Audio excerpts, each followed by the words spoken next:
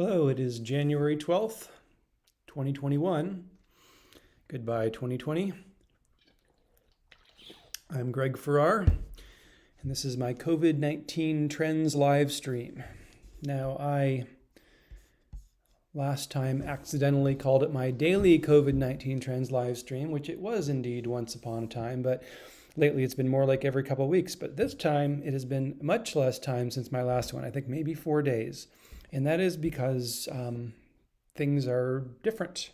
I tend to not do anything when it's just the curves are just going up or the curves are just going down. But there's enough change here, I think, this time to actually do at least a brief update.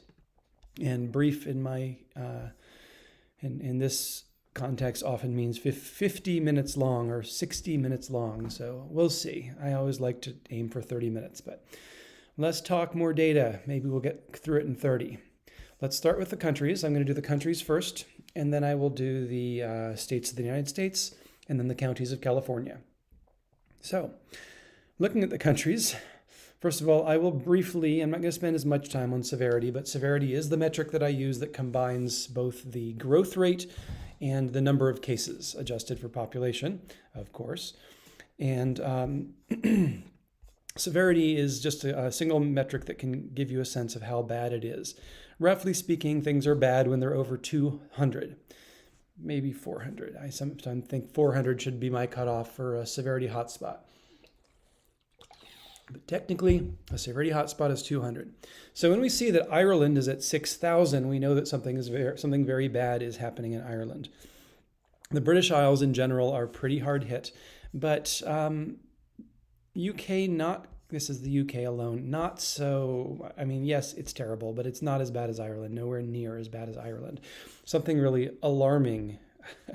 I say it's alarming, but back a few months ago, alarming would have been hitting 500. This thing's now hitting above 5,000, so it's extra alarming. I don't know. Anyway, Ireland is much worse than the rest, but there are a lot of pretty bad countries out there in terms of hot-spottedness.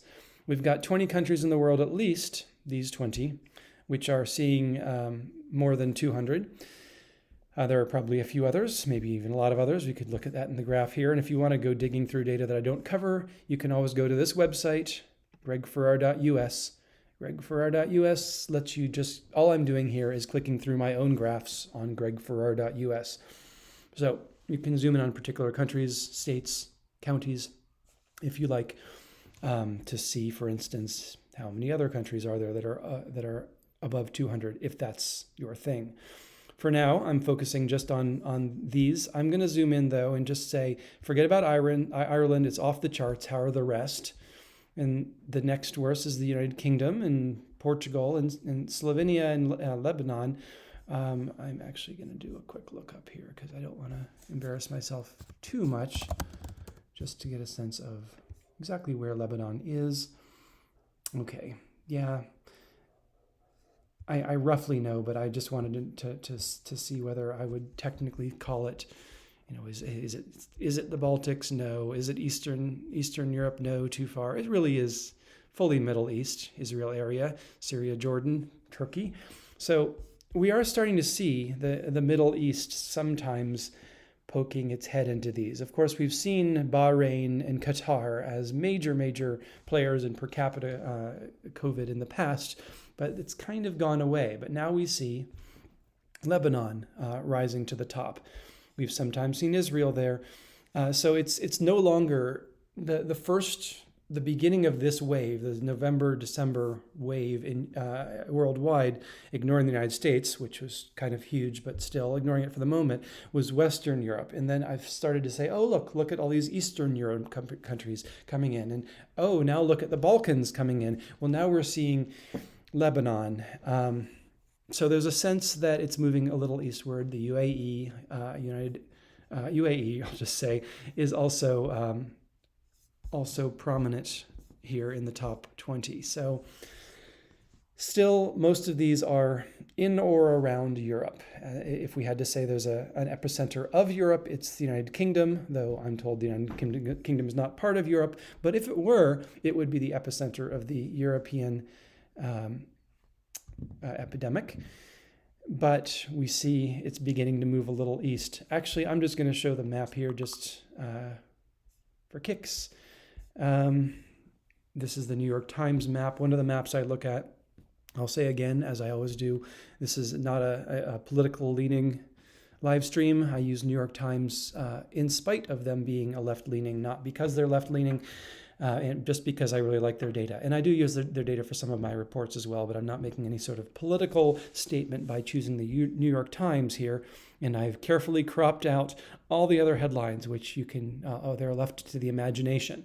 But here in the COVID section, we have, we can see, if you look at the worldwide map on the right there, the United States, dark, dark, dark red, purple.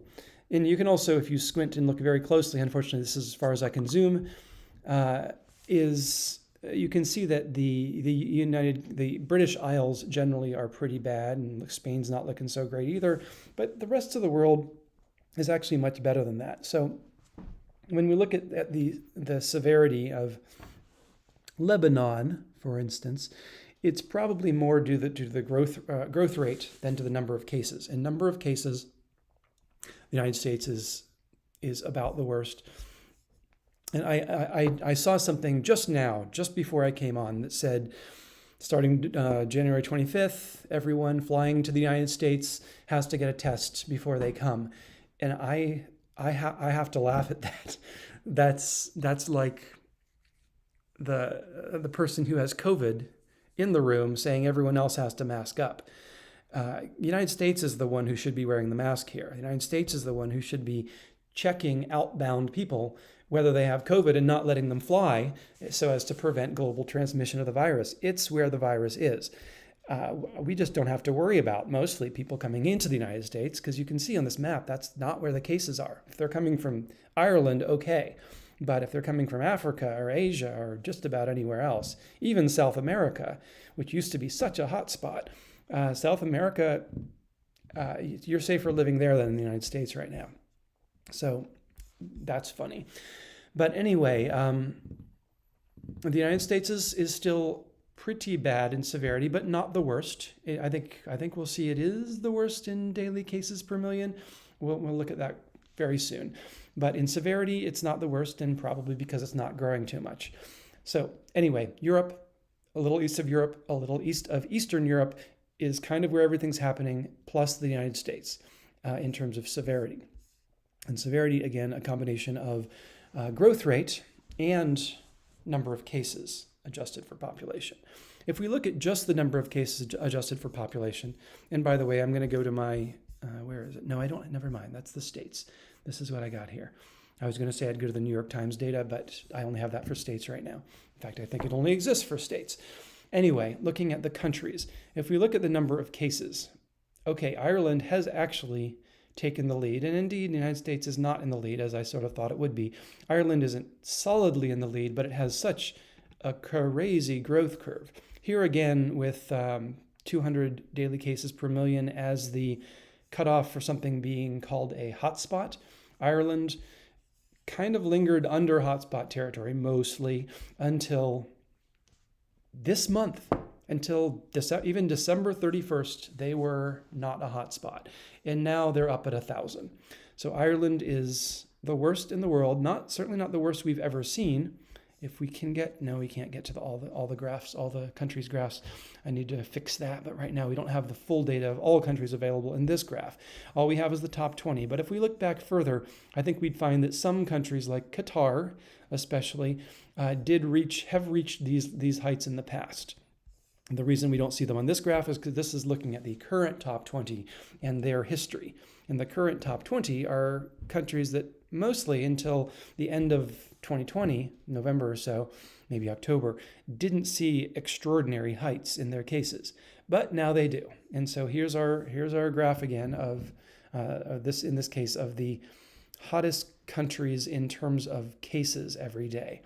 United States at number 5, I'll blink it for a minute, we'll certainly be looking more into that and indeed breaking it down to the state level, but also Slovenia, Panama, United Kingdom, Ireland, and obviously the British Isles at the top there. And then that's certainly cause for concern, especially given that the British Isles were apparently and we'll know someday, the originating point of this new strain of COVID, or of SARS-CoV-2, which is twice as, about twice, not twice, 50% more easily transmitted as the standard strains have been.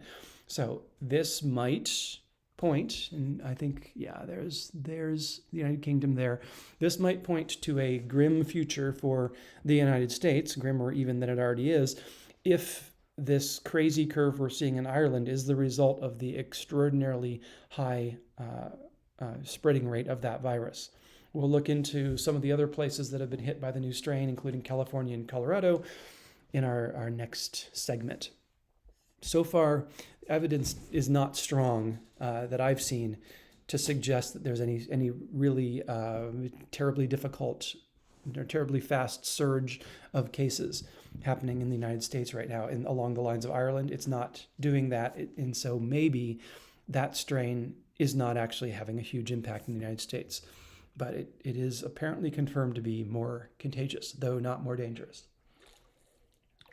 More dangerous to the populace, but not more dangerous to any particular person. You're no more likely to die from it, you're just more likely to get it. Okay. You're no more likely to die for it once you've gotten it, but you're more likely to get it. But since you're more likely to get it, you are more likely to die from it overall, because you're more likely to get it. And then there's the, whatever it is, 0.5% case fatality rate from there on. Okay, so this is really much of the same as we saw before. Europe, broadly speaking, with a broad brush, I say Europe. But there's Colombia there at the bottom, and as I look around Georgia, there's some former Soviet republics. There is a sense of Eastern Europe taking a bigger part of it than Western Europe, which was where it was about a month ago. And then there's the United States. But on this graph, at least, if you looked at total cases, I'm guessing the United States wins. I think it always has. But adjusted for population, in other words, which is another way of saying how dangerous is it to live there right now, adjusted for population, the United States is one of the worst, but not the worst. Okay, going on to the growth rates. So that's the graph of which country you'd choose to live in right now if you could choose. And you wouldn't choose the United States right now. You'd choose someone way down that list in terms of safety from COVID. There are other factors that also might contribute to decision, but if all you're looking about is where's the safest place to be from COVID, that's a backwards list. The worst place is Ireland, and fifth is the United States. Now, if we look at the growth rates by country, we see, again, Ireland, and this is why Ireland's severity number is so enormous, is it's growing 200% a week. 200% a week. And that's just over the past week or two, because it was not super duper high before that. But over the past couple of weeks, it has shot off into the stratosphere. And so where 100% growth rate is fairly rare, and 200% is very rare, you can see this, it has achieved 200%. It is in that elite crew of countries that's growing, has reached 200% growth rate. That's bound to peak and drop. It always peaks and drops, but for now it's still just going upwards. And then the rest of them, these are the worst countries in the world here in terms of daily cases per million, and yet none of them are remotely like Ireland. 40%, we see a few above 20. Generally, I'd call it a growth hotspot if it's above 20% weekly growth. The only growth hotspots are Ireland, Portugal, Lebanon. Interesting, there's that Lebanon again. Spain, we saw Spain in the New York Times graph as bright red and growing, so look out. United Kingdom, South Africa, Cyprus. Rest of the countries are not growing super fast, and indeed many of the top 20 are shrinking considerably. Below the white line means fewer and fewer cases each day. This is the United States. I'll focus on it for a minute. The United States has been shrinking. It was shrinking in daily cases from about December 26th until about January 7th. So during that period, on average, we were seeing fewer and fewer cases each day. Sadly, we have departed from that, and we're now headed upwards again. And we're seeing more and more cases every day. And also, sadly, though, this was not enough of a bump. The area here is certainly smaller than the area under here, which roughly speaking means that we have not compensated in this dip for the spike that happened here. And so we haven't gotten back down to a baseline of cases where we could, in some sense, safely rise again, knowing that we'd fallen already enough that a little bit of a rise could be born. The picture here, though, the big picture is one of holidays. We talked about this a lot, and you may want to tune into my last podcast, my last live stream, if you want more on this, because I'm not going to go into it a huge amount here. But Thanksgiving, Christmas, and New Year's, that's in a phrase, that's what happened here. The United States, I believe, has a tendency right now, it's trending downward. And indeed, the broad trend of this whole couple months is downward. It used to be 20-30%. Now it's negative 10 to 10% in the big picture. But that downward slope was interrupted by some foolishness around Thanksgiving, with a bunch of people getting together with other households, and whatever their reasons were for doing that, it certainly was not good for COVID transmission. And then again, the United States, after that had blown over, the United States resumed what I think is its natural downward progression right now, until there was some foolishness around Christmas and the end of December, and then probably New Year's Eve. It's a week or two before these things are really translated into the graph, but this turnaround is surely because of the holidays, and it's still going up. Now, as we'll see in the state level, it doesn't show up on this graph somehow, but there's a real sense that the United States is now peaking again, that this little swing upwards peaked and it has fallen off. And on my last live stream, I was saying, well, this one could be a lot longer. It could go maybe up to 20% before it peaks. Because it's two holidays, a week apart, two major holidays, and each of them would contribute. And so this particular upslope would be, you'd expect, worse than Thanksgiving. And it is a little steeper and maybe a little longer, but as we'll see at the state level, there are signs that we're at the end already of that peak, as we sort of should be. It's almost 2 weeks since New Year's Eve, say. So it didn't get as high. I don't think it will get as high as here. I think this peak will be lower, and I think it'll probably start descending again. I don't see any reason it wouldn't. And so maybe in a few weeks, we'll be back, or a couple of weeks, we'll be back into negative territory again with the growth rate of the United States. Okay, let's move on to the states.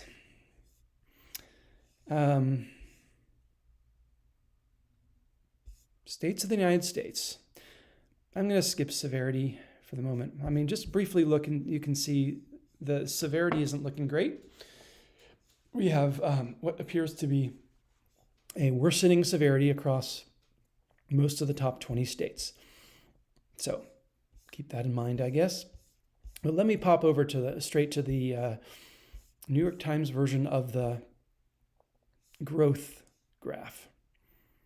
I don't want that. I want the New York Times version. The growth graph. This is a lovely graph, the top 20, and I think all the states together do much the same. You can see a really solid, consistent trend. There are obviously a few wild strands floating around here and there, but broadly speaking, all 50 states are moving in lockstep.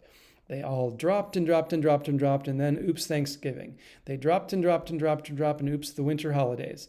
And now they're starting to see curves and the sign they may be peaking.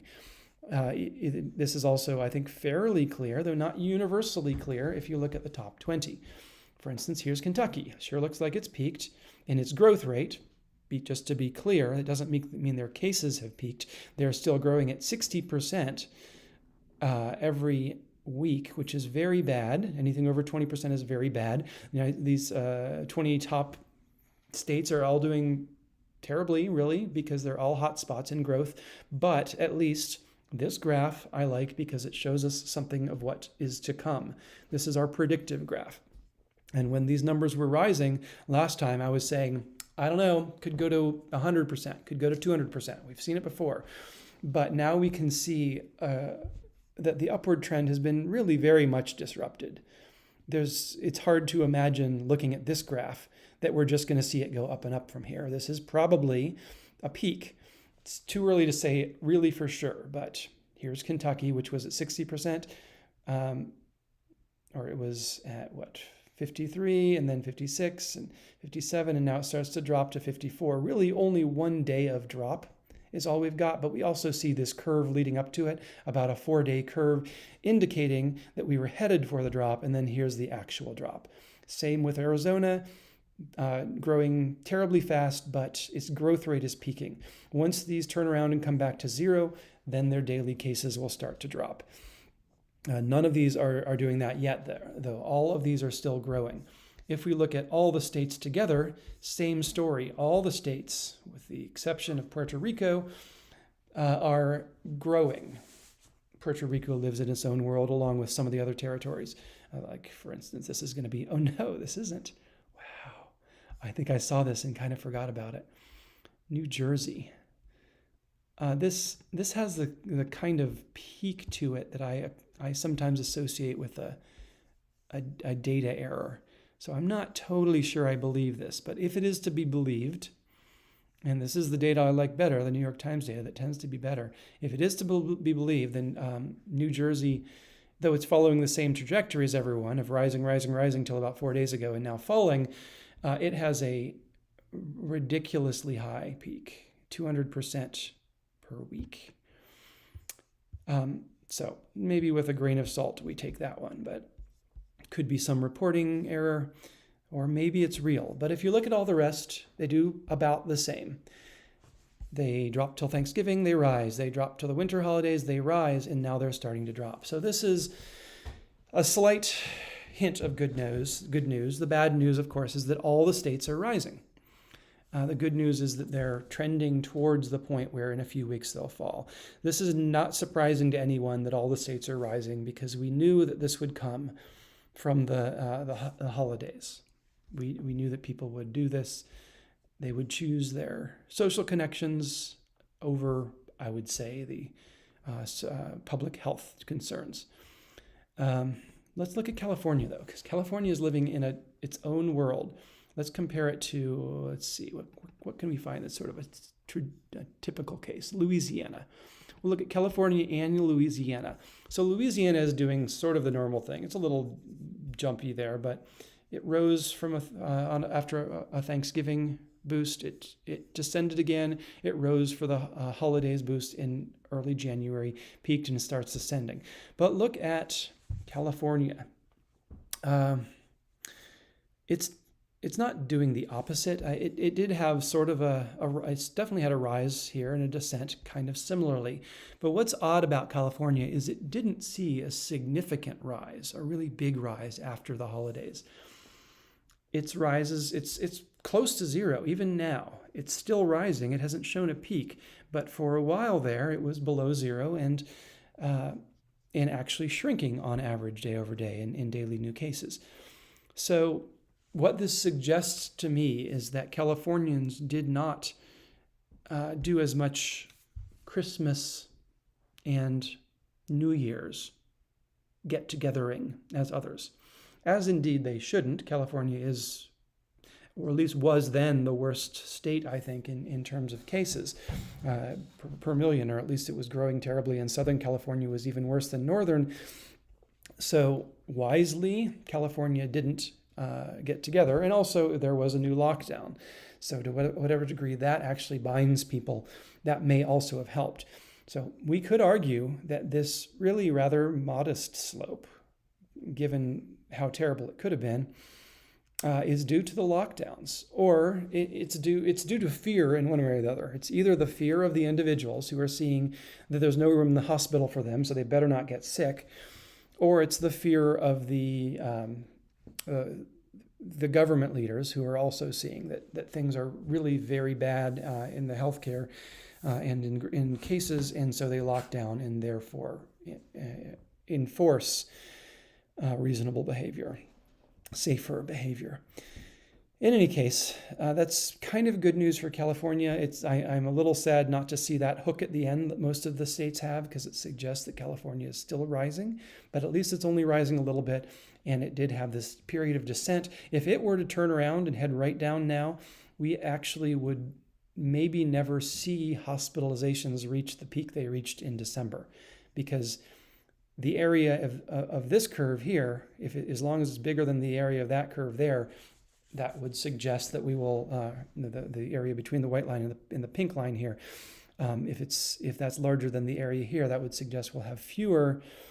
We had a drop of roughly that area, and then now we have a gain of roughly that area. That suggests that we would have fewer cases,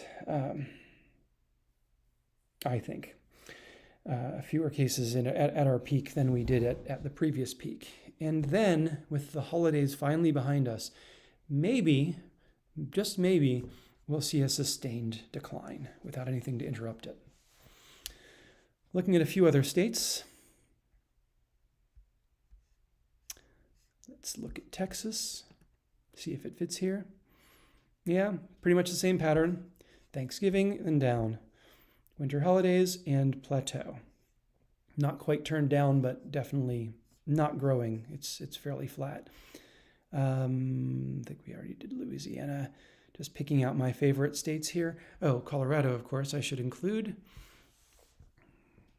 Colorado is living its own world. It's been doing so well. I'm there right now in Colorado. It's been doing so well after having a pretty bad time of it back in November. It's just had all this time where the growth rate has been negative. And then the winter holidays caught up to it as well. And it didn't really get much of a hit for Thanksgiving either, which is weird as well. But it did get a rise, just not much of one. And then it declined quickly. But the winter holidays are hitting as hard as they did anywhere else. It's gone from -20 to +20. It's a growth hotspot. But there is the hint, as in many states, of a plateau, a hint that it may have peaked, especially given that so many other states are showing things like this, or even like this. I think it's fairly safe to say that Colorado is also near its peak and will probably decline starting now. And the other reason it should is because it's about 14 days that these holiday surges last. And so from New Year's Eve to now, it's been 12 days maybe, but we've got just a couple more days on the tail of that surge. And the bulk of it is typically around day 5 to 9 or something like that. So this curve has clearly been slowing down. Again, it has to drop below 0 before we have the cases start to drop. This is just the growth rate. So let's go back to the big picture and just try to summarize. Yeah, the pattern is very clear. This is what happens when you hang out with friends and family for the holidays during a pandemic. I will even go so far as to say you shouldn't do that. But if you do, just understand this is why we have a whole lot of people dying. A whole lot more people dying is because a whole lot of people chose to go spend time with friends and family during the holidays. I know it's hard, but shouldn't do it. And this continues just because we're peaking in growth rates, or even when we peak in cases. Just hang in there. Hang in there. It just takes everyone yoked together, pulling downward for this curve to actually drop to a point where at some point in the coming year, we can probably start to behave in a little bit lighter way. And as I've said, I do not expect COVID to be a major factor in Thanksgiving 2021. Even though the vaccine deployment is slow, it's moving and it seems to be accelerating, and we're starting to see younger and younger people are being allowed to take it.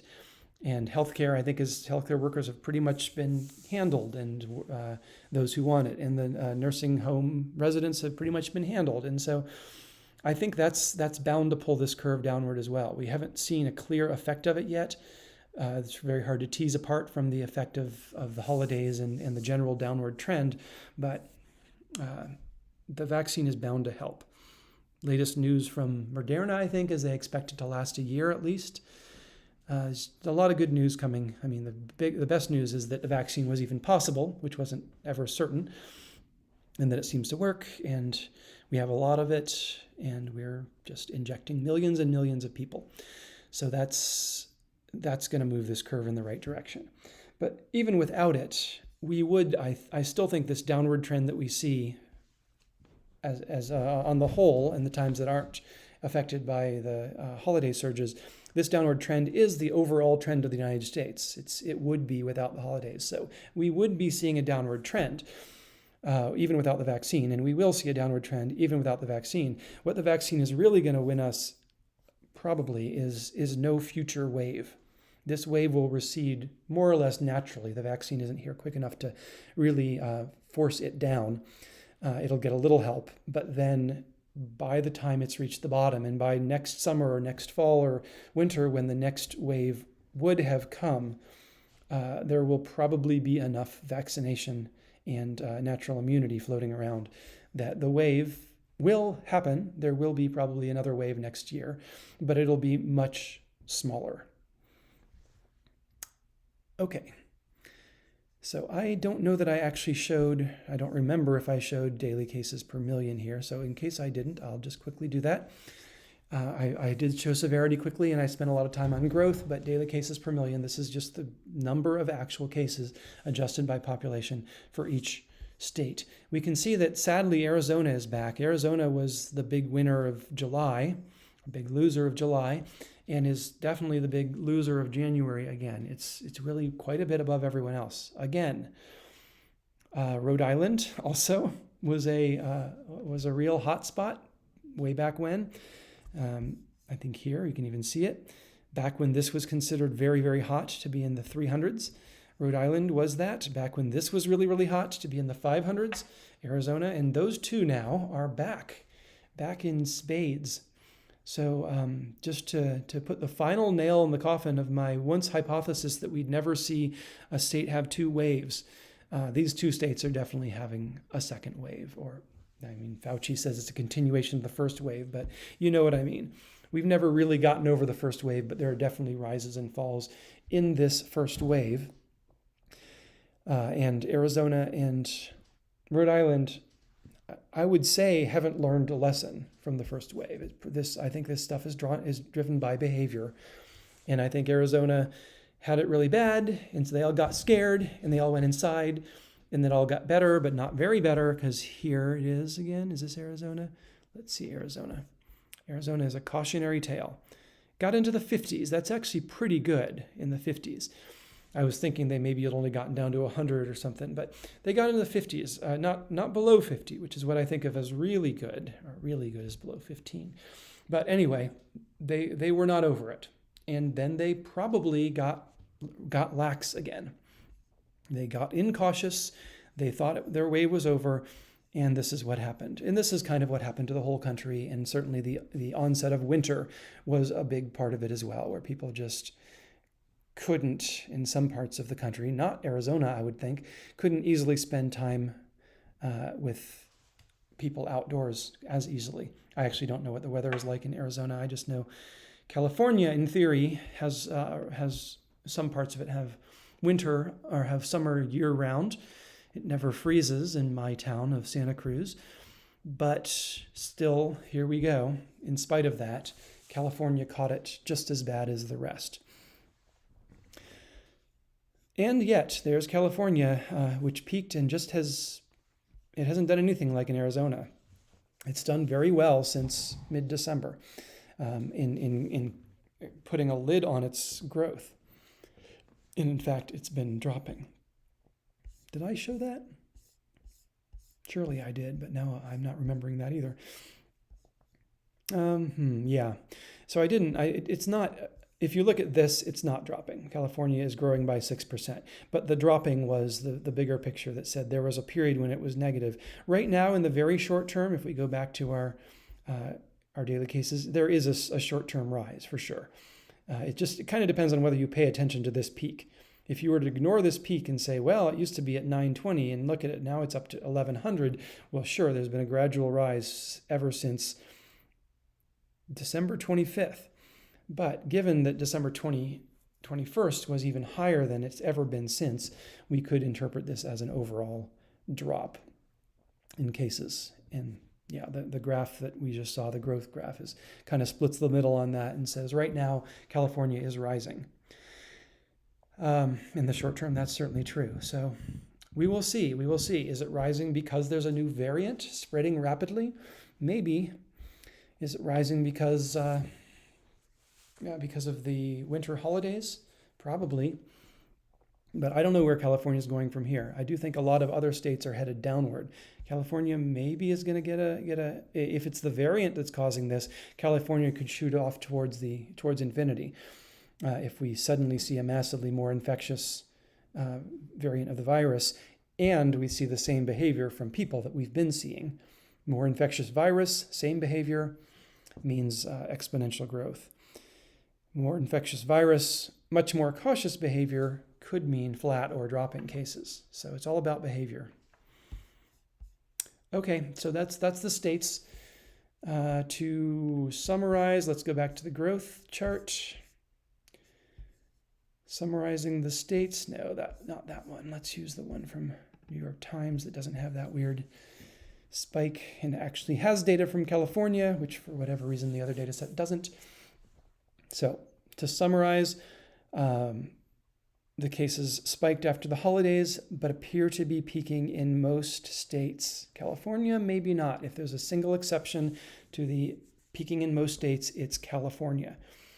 And Colorado, interestingly, also is not peaking quite as quickly. That's this little blue line here, isn't it? Isn't it? Where's Colorado? No, Colorado isn't on this graph. Colorado looks like that one, but it's actually here. Let's just show again Colorado and California, because this question of the variant it could be hugely important or not at all. We'll see. But the two first states to catch the new variant, or at least to report it, the United States is infamously terrible about having these sort of tracking of variants. So we don't really know much about where the variant's spreading in the United States, unlike the UK where they know all sorts of things. But through a few random data points, we do know that it's been cited in Colorado and California first.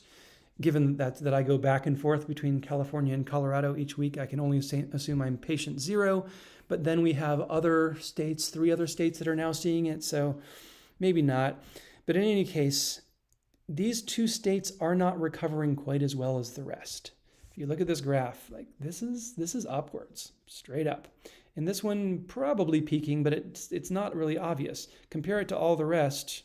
I mean, it's hard to say. There are other exceptions like Vermont.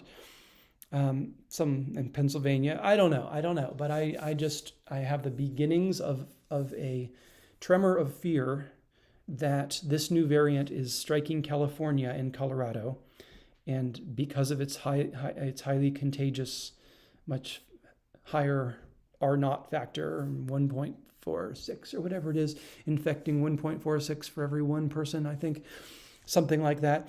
This might be the beginning of another very difficult time for probably for all states, because it's probably everywhere in the United States right now.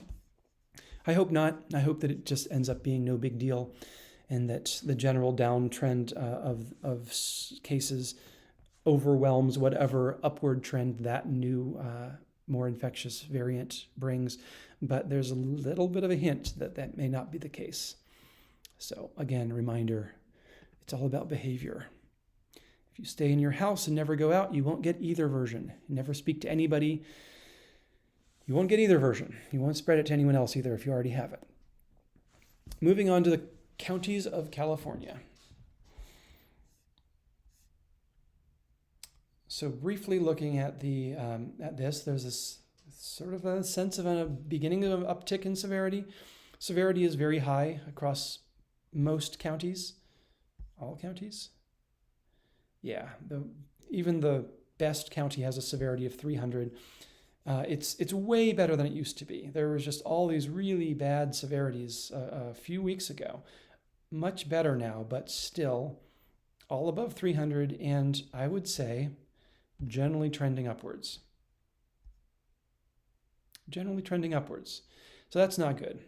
The counties of California are growing in severity. The question is, are they growing in severity because their growth rate is rising, or because their cases are rising? Usually, I think a growth in severity, definitely their cases are rising, but the growth in severity often is indicated by growth rate rising. So let's just hop right to the growth graph again and try to get a sense of what are the growth rates rising in the different counties.